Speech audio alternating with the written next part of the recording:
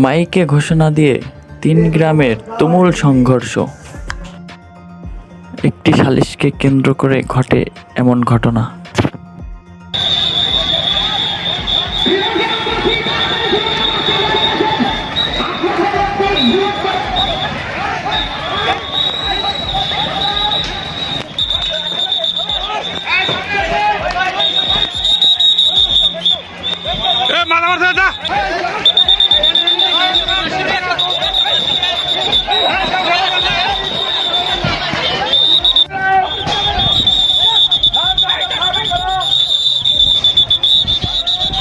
আগে দেখলি মন্দির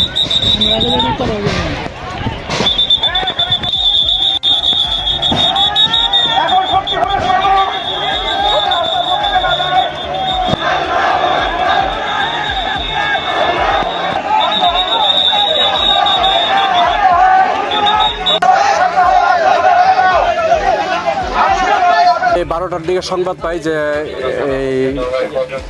এই সোলাকুড়া ব্রিজের আকারে দুই পক্ষ গ্রামবাসীর মধ্যে মারামারি লাগছে। আমরা দ্রুত ঘটনাস্থলে আসি, এসে তাদেরকে বুঝাইয়া নিবৃত করার চেষ্টা করি। দেখা গেছে যে এক পক্ষকে নিবৃত করলে আরেক পক্ষ আগে আসে। তো এর পরবর্তীতে আমরা কন্ট্রোলের মাধ্যমে অতিরিক্ত ফোর্স আনিয়ে এবং আমাদের দেখতে পাচ্ছেন আমাদের সেনাবাহিনীও উপস্থিত আছে, আমাদের সহকারী পুলিশ কমিশনার ভূমি আছে, আমাদের সার্কেল এএসপি স্যার আছে, পাশে আমাদের এই মহাসড়কে আছে আমাদের এডিশনাল এসপি ক্রাইম স্যার আছে। তো আমরা সবাইকেই নিবৃত করার চেষ্টা করছি। ভাঙচুর, দোকানপাট ভাঙচুর হয়েছে। তো বর্তমানে পরিস্থিতি স্বাভাবিক আছে। শুনেছি একটা দরবার সালিশকে কেন্দ্র করে উভয় পক্ষের মধ্যে উত্তেজনা দেখা গেছে। 2-3 গ্রামবাসী পরে এটা নিজেদের ওই দরবার থেকে কেন্দ্র করে পুরো গ্রামবাসী এটাতে মাইকে ঘোষণা করে নেমে পড়ছে।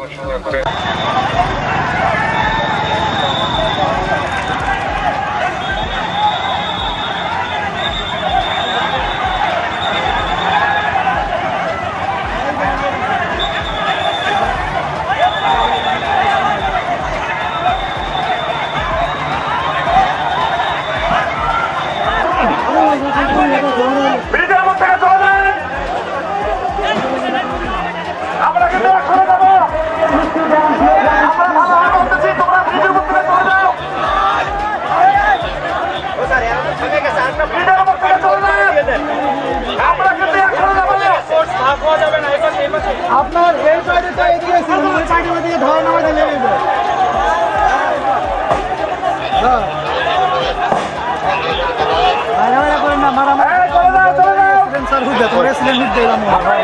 এই তুমি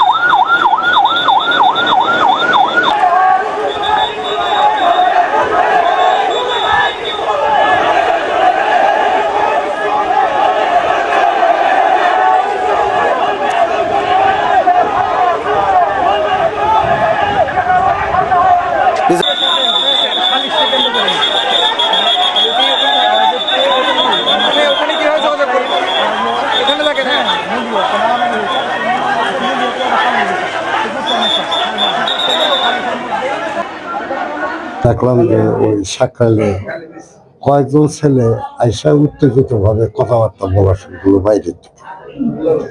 মুলিয়ার ছেলেপেলেরা যারা ছিল তারাও একটু উত্তেজিত হল। এই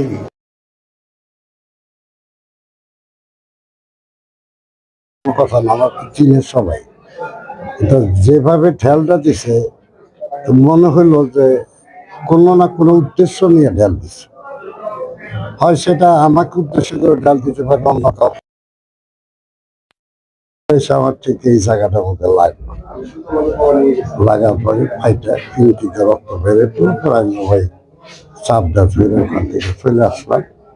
কিন্তু সবচেয়ে আফসোস যে মমতা মাস্টার সেখানে উপস্থিত, জোনাবালি উপস্থিত, এরা ওখানে উপস্থিত থাকার পর আমি আহত হয়েছি। তারা আমার পাশে এসে সহানুভূতিটা বা কিভাবে আঘাত পেলেন দেখবার পর্যন্ত তারা আসলো। এটাই মানে আমার সবচেয়ে বড় আফসোস। বাংলাগুলো সেগুলো মারামারি করেছিল গত পরশু দিন। আজকে বিচার বসছিল, বিচারের সময় মীমাংসা শেষ, চেয়ারম্যানে মিটাই দিয়েছেন, চেয়ারম্যানে ইট দিয়ে ঢেল মারছে এইগুলোকে। এই সাকরাইলের মানুষ আর এর আগে ঝগড়া ছিল, চেয়ারম্যান মিটাইছিল, সেটা মানুষ তারপর মারা হয়েছে। আজকেও তো একই অবস্থা। তার কারণে এখন আমাদের যে এই পাশে গ্রাম ছিল পরে ওই গ্রামের আর কি ঝুঁক দিয়েছে মারামারি করার জন্য। ওরা তো মাইক মারছে, মারামারি ছিল, এই মারামারি থেকে সালিশ রাখছে, এই সালিশের পরিপ্রেক্ষিতে বলে এটা হয়েছে। আমার